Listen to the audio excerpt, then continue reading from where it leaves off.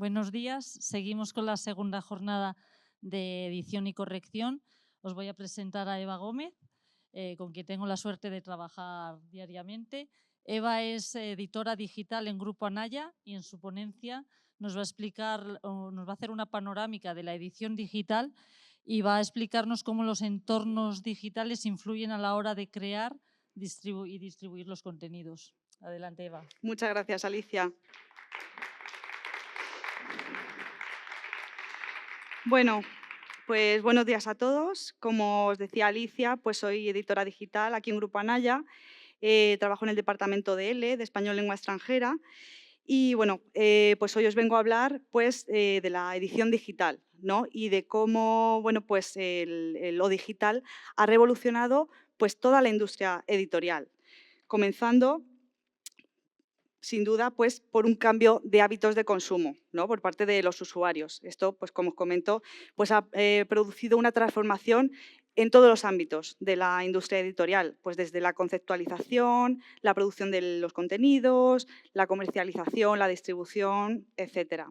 Vamos a ver hoy pues, un poquito de dónde venimos, en qué situación nos encontramos en la actualidad y los retos a futuro. Primero, pues como os decía, vamos a dar un poquito de contexto histórico. Bueno, tenéis aquí unas fechas clave de las que vamos a hablar ahora en un momentito. Primero, pues os quería preguntar si sabíais que el libro digital es un invento español. No sé si a alguno le suena o... Bueno, pues a ver, esto no es del todo cierto, pero sí que el precursor del libro digital pues se inventó en España. Y vino de la mano de Ángela Ruiz Robles. Ángela Ruiz Robles era una maestra rural gallega que, bueno, pues allá por los años 40 se planteó pues, cómo estaba hasta aquella época, cómo era el modelo educativo, ¿no? Hasta entonces. Se dio cuenta pues, que era un modelo que se basaba en la memorización, que no motivaba nada a los alumnos y, bueno, pues que en definitiva, pues no fomentaba tampoco el espíritu crítico, con lo cual, bueno, pues además, teniendo en cuenta que nos encontramos en un contexto de posguerra, pues hay que ver también que muchos niños pues dejaban la escuela, ¿no? A muy pronta edad. Además, pues unido a esto, vemos que el peso de las mochilas y la logística para ir a la clase pues no era como hoy en día, con lo cual pues todo eso sumaba para pues desmotivar, ¿no? A los alumnos. Entonces, pues esta maestra se planteó cómo podía dar la vuelta a eso pues para motivar, ¿no? Para que siguieran con su formación, ¿no? los alumnos. Entonces, pues vamos a ver la enciclopedia mecánica, que es el artilugio que inventó. Os voy a poner ahora un vídeo donde se explica un poquito pues, en qué consistía, ¿no? Este invento tan curioso.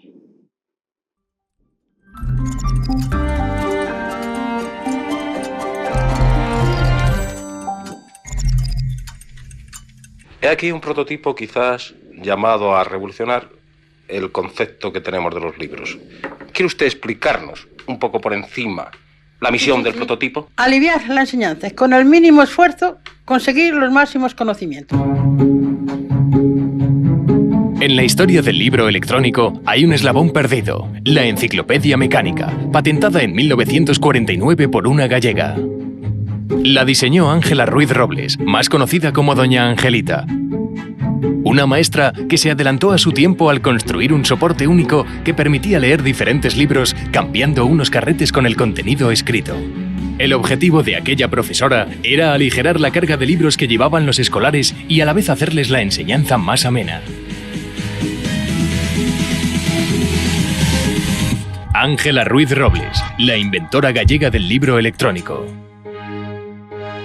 Había nacido en el municipio leonés de Villamarín a finales del siglo XIX. Hija de una familia acomodada, acabaría trasladándose a El Ferrol tras aprobar las oposiciones de maestra. Fue allí donde fundó una academia para adultos y donde se jubiló dando clase a menudo a obreros que alfabetizaba gratuitamente.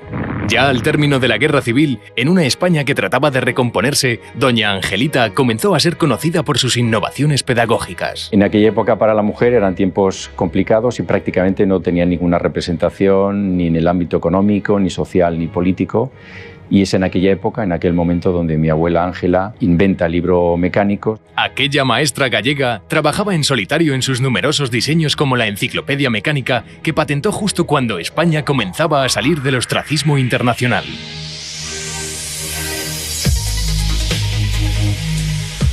El dispositivo consta de 2 partes. Una de ellas contenía una serie de bobinas en las que iban enrollados los temas de las asignaturas. En su prototipo incluyó el inglés, el francés y la gramática española. La otra parte del artefacto incluía un abecedario y números que mediante presión con los dedos permitía realizar operaciones y formar palabras o textos. Décadas antes de que el norteamericano Michael Hart digitalizara el primer texto para leer por un ordenador, en aquel libro mecánico ya se podía leer en vertical y en horizontal. En los años 50 eso era una revolución grandísima, de tener un soporte vertical y llevaran cada día las materias en las bobinas, cada uno desde su casa. El Ministerio de Educación y Ciencia lo autorizó con rapidez y doña Angelita fue reconocida por ello. Sin embargo, no encontró financiación para poder desarrollarlo.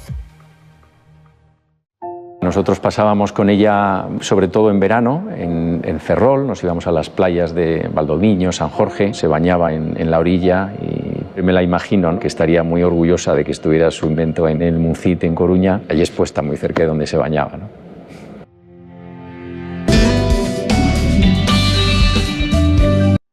Bueno, pues como veis, la verdad es que un invento que para la época pues muy rompedor, ¿no? Pasamos ya a lo que sí que se puede denominar como el primer libro digital de la historia, que ya adelantaba el vídeo en 1971 de la mano de Michael Hart.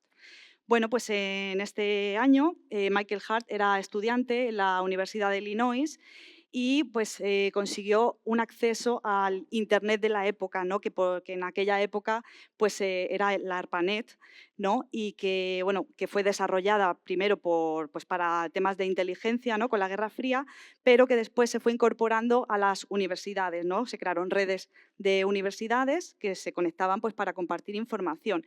Y aquí, bueno, pues, Michael Hart consiguió un acceso a esta red y se planteó pues, transcribir la Declaración de Independencia de Estados Unidos pues, de cara a compartirla, ¿no? Y bueno, pues tuvo esto tanto éxito que terminó fundando lo que se llama el Proyecto Gutenberg en 1971, que es un proyecto que hoy en día pues, continúa activo y a pesar de que Michael Hart falleció en 2011, pues se sigue nutriendo de contenido, ¿no?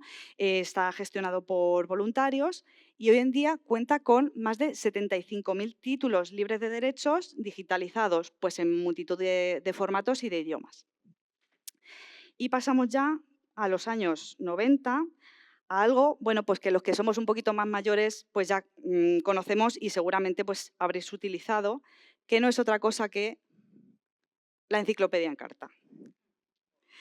Vale, bueno, pues aquí ya vemos un cambio de formato, porque bueno, pues hasta aquel entonces los salones de las casas que estaban presididos por aquellas enciclopedias de 20 volúmenes, pues dejaron espacio a los ordenadores, que hasta aquel entonces pues, estaban destinados más al ámbito profesional, pero pues, se empezaron a colar en los hogares, ¿no?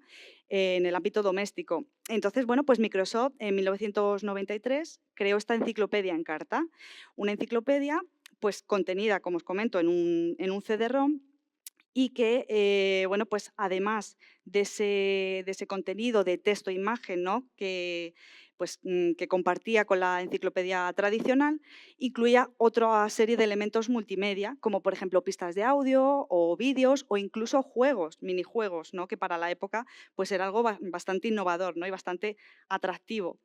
Bueno, os voy a poner ahora un vídeo cortito, ¿no? Que muestra pues, que esta enciclopedia bueno, pues tenía una interfaz muy atractiva y pues estaba dividida, ¿no? Por materias y podías entrar a cada una de las materias y consultar pues, los diferentes elementos multimedia, ¿no?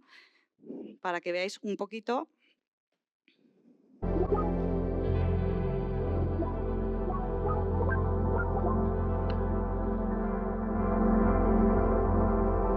Pues aquí pues vais se va entrando en las diferentes materias. Aquí hay un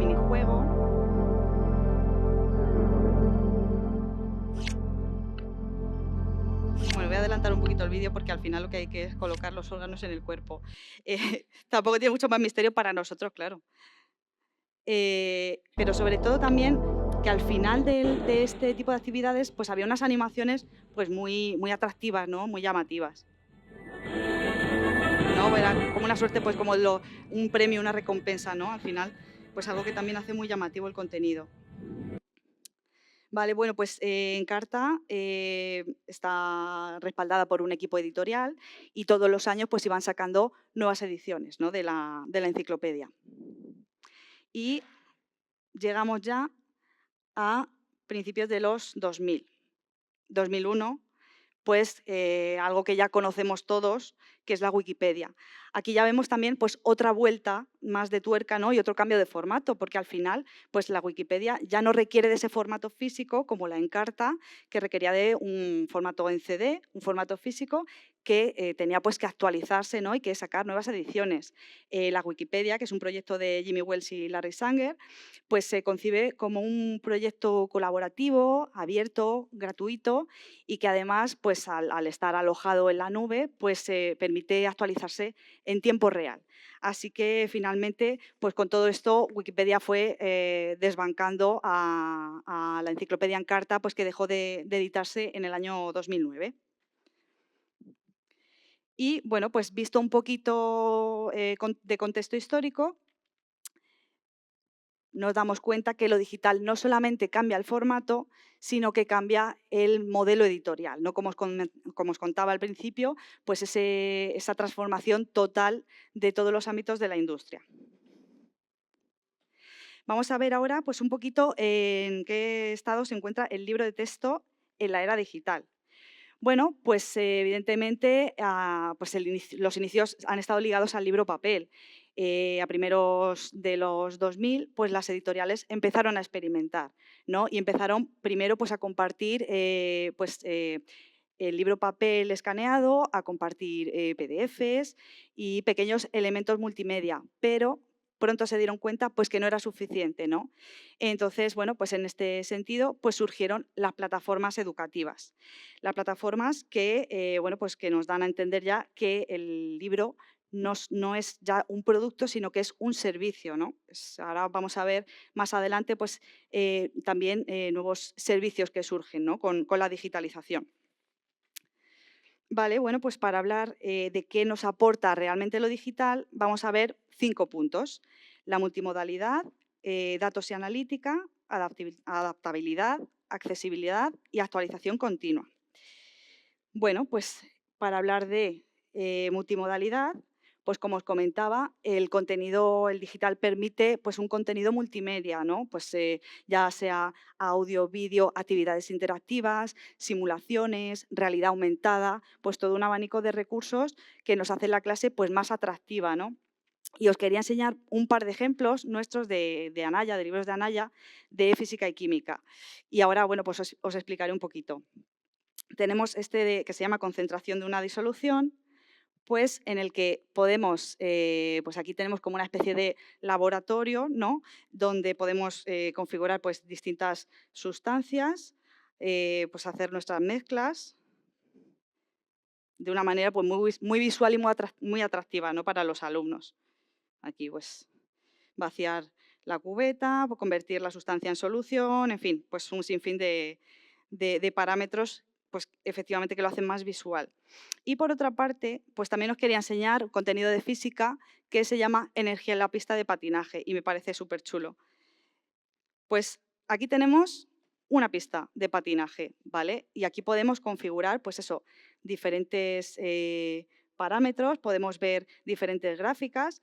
Todo esto, pues con el objetivo de ver cómo va a reaccionar de manera física pues un patinador, ¿no? Dependiendo pues eso, de la configuración de la pista, de la fricción, la gravedad, bueno, en fin. Podemos incluso seleccionar a nuestro personaje.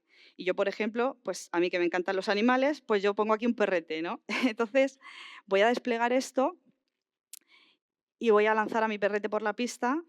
No ha sufrido daño ningún animal aquí, déjalo claro. Y vamos a ver pues cómo se comporta, ¿no? En esta pista.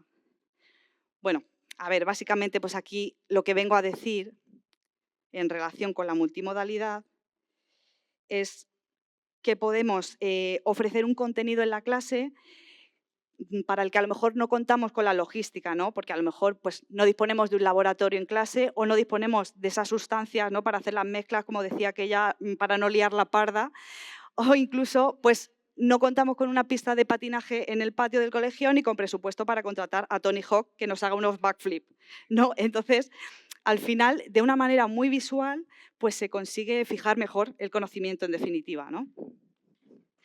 Vamos a ver ahora el concepto de datos y analítica. Bueno, pues como os comentaba, pues una de las grandes ventajas del digital, ¿no? Es que pues, han permitido el surgimiento de las plataformas.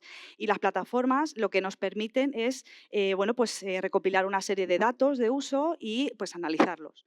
Primero, pues como docentes y también como editoriales. Entonces, en el caso de los profesores, las plataformas les ayudan pues, a gestionar sus clases, a personalizar sus contenidos, pueden ver, pues, crear sus clases y ver a lo mejor en lo que va a lo mejor más flojillo un alumno o un grupo, incluso crear sus propias actividades. Las plataformas también permiten a los profesores personalizar y crear sus actividades o bueno, pues enviar, también tienen pues, métodos de comunicación, ¿no? Pues chats, foros, incluso pues como las plataformas se gestionan a través de roles, pues se puede incluir a los padres, ¿no? Tenemos rol de profe, rol de alumno e incluso rol de padre. Entonces, esto pues, permite también una comunicación, ¿no? Y una personalización más allá pues, de la educación.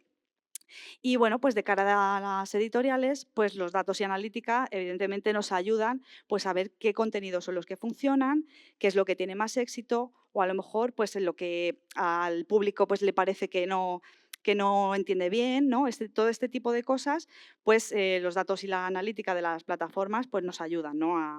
a esto. Y bueno, pues evidentemente pues está comenzando también a integrar la inteligencia artificial en las plataformas. Bueno, no lo he mencionado, pero las más conocidas, hay multitud y bueno, nosotros también tenemos la nuestra, pues son Moodle, Google Classroom o Blinn Learning. ¿Vale? Pues vamos a pasar ahora al concepto de adaptabilidad.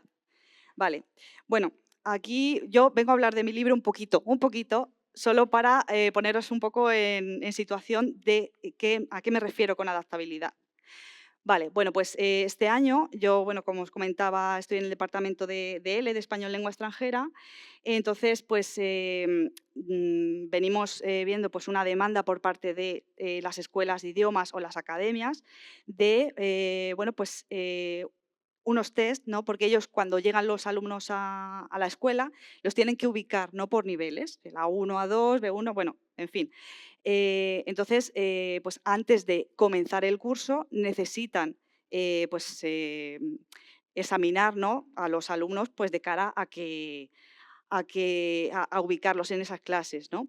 Entonces, bueno, pues nosotros hemos creado, en base a esa demanda, que hasta entonces se hacía pues, el profesor pues, que va pasando unos test en papel, que va rellenando y que luego tiene que corregir, pues hemos desarrollado pues, un contenido digital, ¿no? Que se trata pues, de un test que cuando los alumnos llegan a la clase, pues pueden directamente o desde un ordenador o incluso desde su propio teléfono móvil, porque no hay que olvidar que los teléfonos móviles pues, es algo que llevamos encima siempre, entonces también hay que contemplarlos como algo, un elemento, ¿no? que nos pueda también, pues oye, servir, ¿por qué no? Entonces, bueno, pues el alumno va haciendo este test, por detrás se le va dirigiendo en función de las preguntas correctas o incorrectas a un nivel o a otro.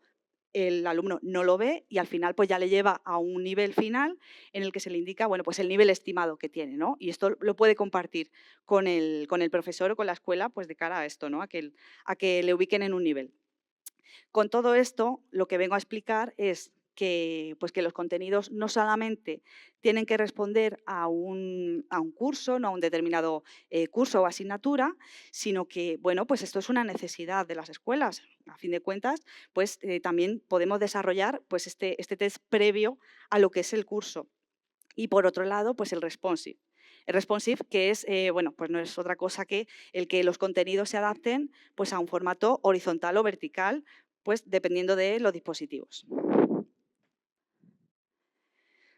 Bien, vamos a hablar ahora un poquito de accesibilidad, que ya nos ha estado contando Jorge pues muy claramente, ¿no? Yo voy a mencionarlo un poquito por encima, porque bueno, pues al final lo digital también pues nos permite pues cumplir estándares, ¿no? Como el que nos hablaba, pues el VCAG 2.1, que es el que está ahora mismo vigente, porque la accesibilidad pues es algo que es una demanda que siempre pues las personas, bueno, con discapacidad o con determinadas condiciones siempre han ido demandando, ¿no? Y lo digital pues nos permite claramente incluir, ¿no? Este tipo de elementos.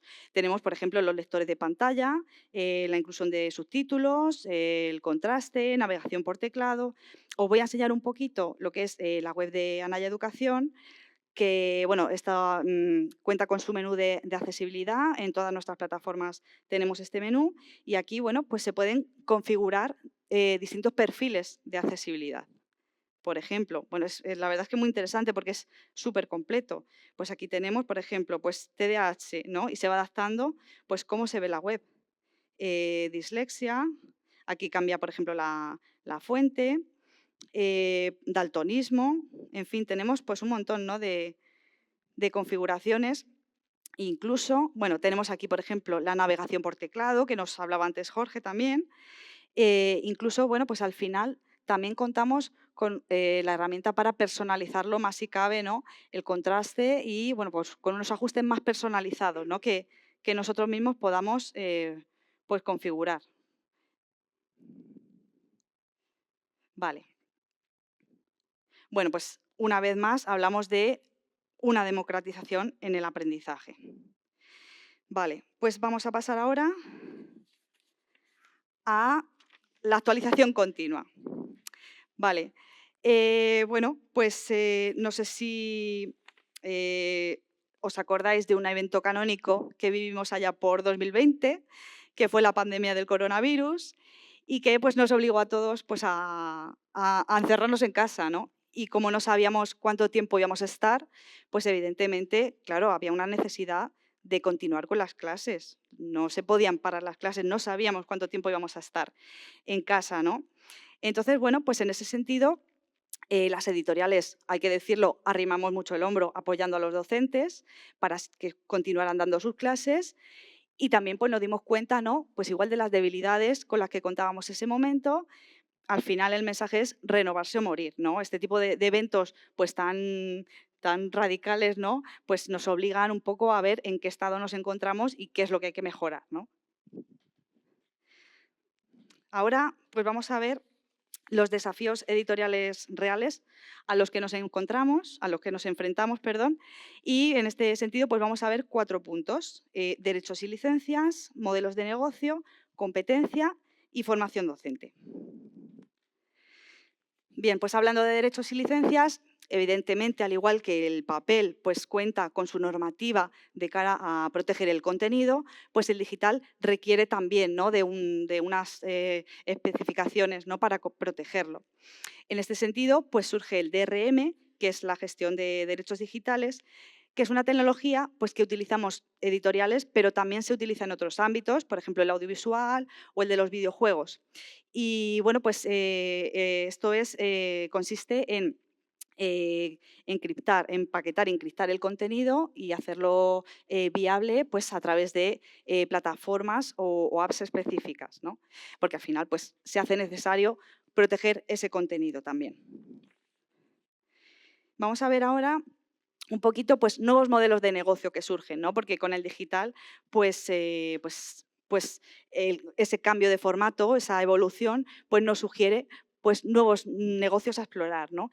Tenemos, por ejemplo, la suscripción, que pues, al igual que las plataformas audiovisuales que todos conocemos, consiste en ofrecer un contenido y que bueno, pues, se haga un pago determinado al mes, al año, lo que sea, ¿no? Pues también en el sector editorial pues, podemos ofrecer ese modelo por suscripción.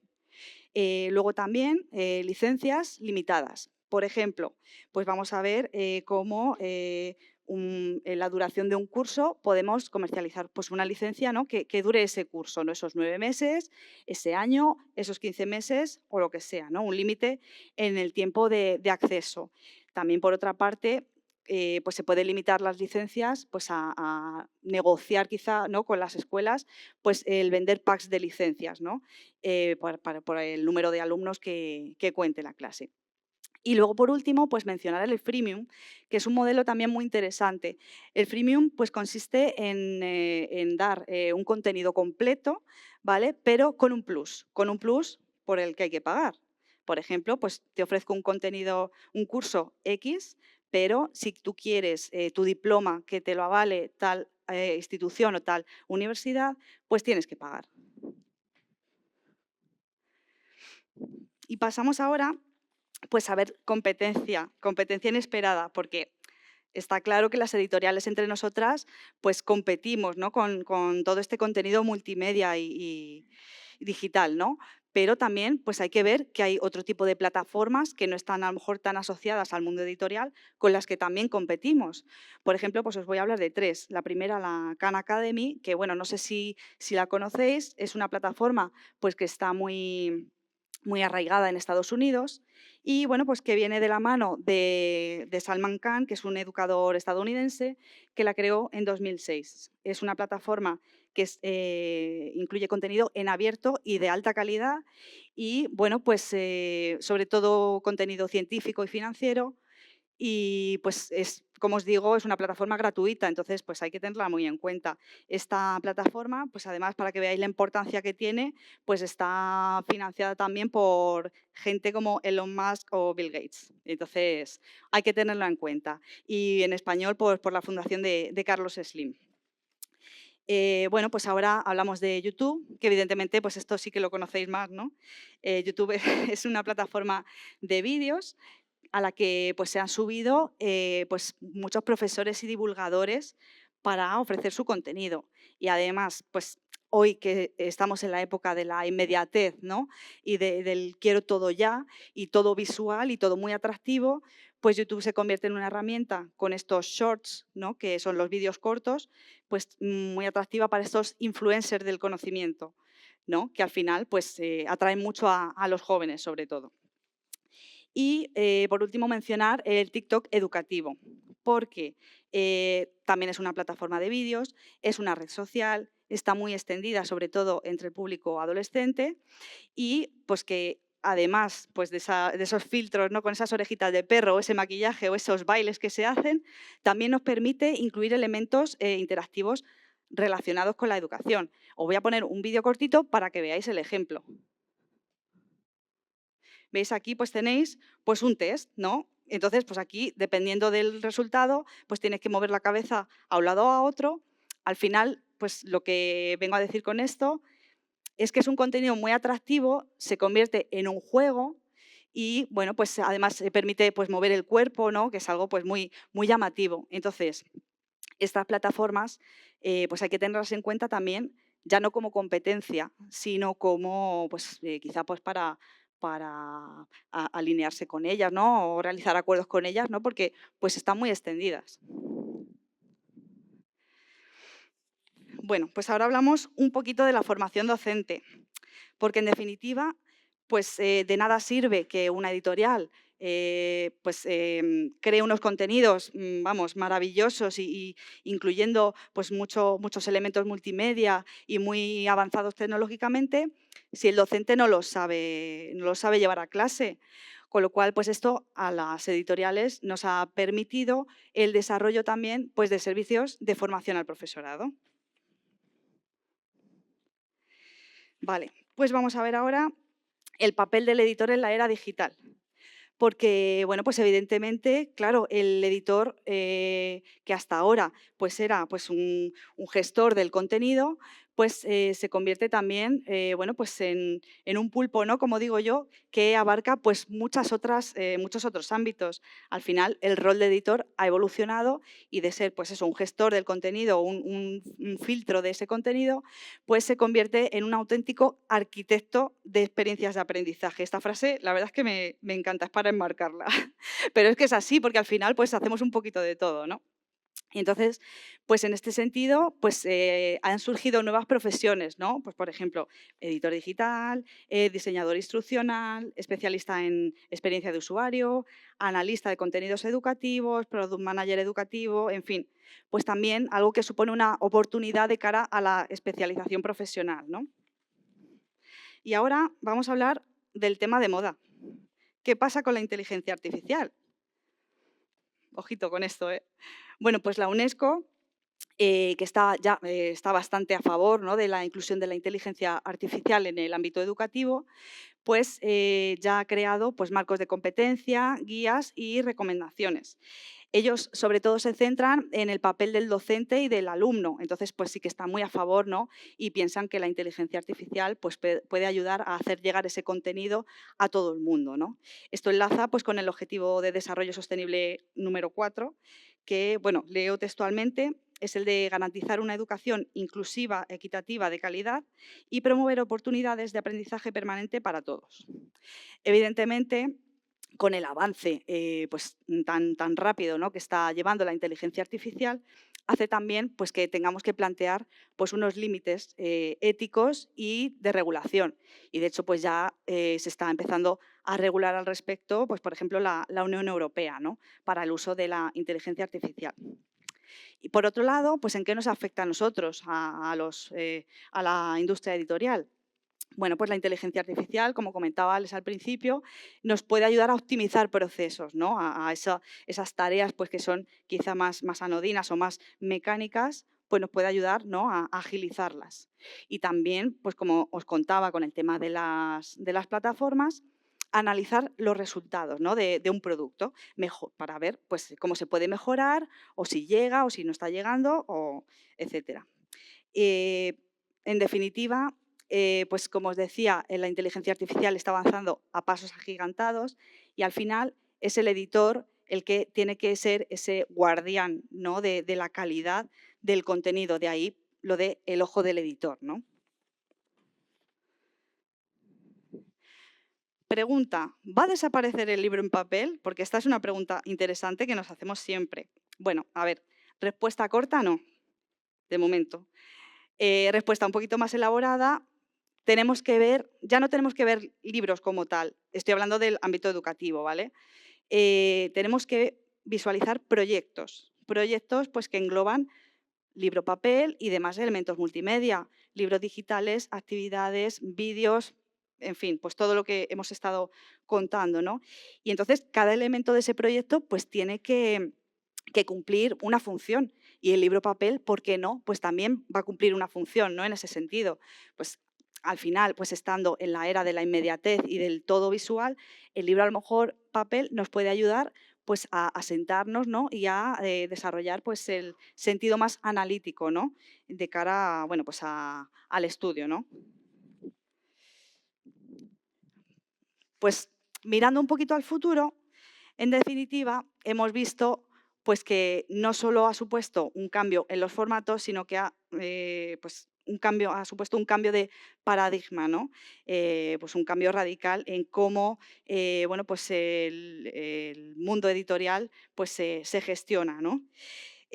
Solamente, pues, ya para terminar, pues decir que el libro, evidentemente, como os comentaba, pues es ya un ecosistema vivo y en constante actualización. Y bueno, pues como profesionales de la edición, pues tenemos la responsabilidad y la oportunidad también pues de seguir dando forma a estas experiencias de aprendizaje, ¿no?, que os comentaba antes, todo de cara pues, a adaptarse a las necesidades reales de los usuarios. Nuestro valor, evidentemente, pues sigue estando en esa mirada crítica, ¿no?, en ese filtro y, pues además ahora, pues en acompañar a los docentes y a los alumnos, ¿no?, en su labor. Y bueno, pues finalmente, pues eso, estamos llamados a ser parte activa de esta transformación. Para nosotros, pues esto es un reto, pero también pues supone una oportunidad.